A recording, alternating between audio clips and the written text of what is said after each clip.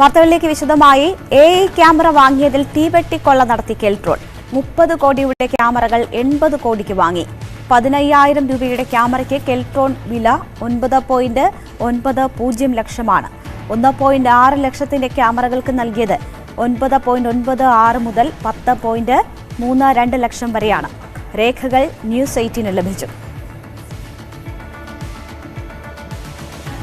S Vinesh Kumar ഉണ്ട് വിവരങ്ങളുമായി.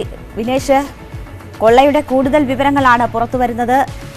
എത്രയോ ഇരട്ടിയിലധികം തുക പാഴായിരിക്കുന്നു. എന്തൊക്കെയാണ് നമുക്ക് ലഭ്യമാകുന്ന വിവരം? കൂടിയ വിലയ്ക്ക് തന്നെ ഈ ക്യാമറകൾ 80 കോടിക്ക് തന്നെ ഇത്രയും ക്യാമറകൾ വാങ്ങിക്കണമെന്ന് നിർബന്ധം പിടിച്ചത് പ്രസാഡിയോ ആണ് എന്ന് അൽഹിന്ദ് ഉൾപ്പെടെ നേരത്തെ ചൂണ്ടിക്കാണിച്ചതാണ്. അതിന് പിന്നാലെയാണ് ഇപ്പോൾ കെൽട്രോണിൽ ഇത്തരത്തിൽ അതായത് 15,000 രൂപ മാത്രമുള്ള ക്യാമറയ്ക്ക് കെൽട്രോൺ പറഞ്ഞിരിക്കുന്ന വില 9,90,000 രൂപയാണ്.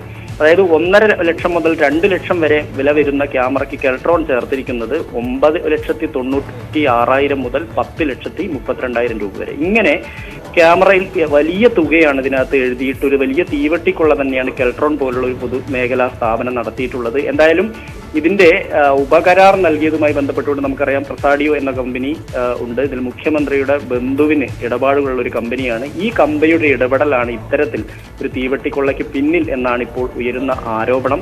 എന്തായാലും ഈ ട്രോയ്സ് പോലുള്ള ഒരു കമ്പനിയിൽ നിന്ന് 80 കോടി രൂപയ്ക്ക് ഈ ക്യാമറയും അതിന്റെ അനുബന്ധ ഉപകരണങ്ങളും വാങ്ങിയതുമായി ബന്ധപ്പെട്ടുകൊണ്ടാണ് അൽഹിന്ദ് നേരത്തെ സിംഗപ്പൂരിൽ നിന്ന് വാങ്ങിച്ചാൽ 30 കോടിക്ക് കിട്ടും, ഗുണമേന്മയുള്ള അല്ലെങ്കിൽ പ്രവർത്തന മികവുള്ള ക്യാമറകൾ തന്നെ നന്നായി സാങ്കേതിക മികവുള്ള ക്യാമറകൾ തന്നെ വാങ്ങിക്കാൻ കഴിയും എന്ന് അറിയിച്ചതായിരുന്നു. പക്ഷേ പ്രസാഡിയോ വന്നതിന് വഴങ്ങിയില്ല, പകരം ട്രോയ്സിൽ നിന്ന് തന്നെ വാങ്ങണം എന്ന് നിർബന്ധം പിടിക്കുകയും ചെയ്തു. അങ്ങനെയാണ് ഇതിൽ നിന്ന് അൽഹിന്ദ് ഉൾപ്പെടെയുള്ള കമ്പനികൾ പോയത്.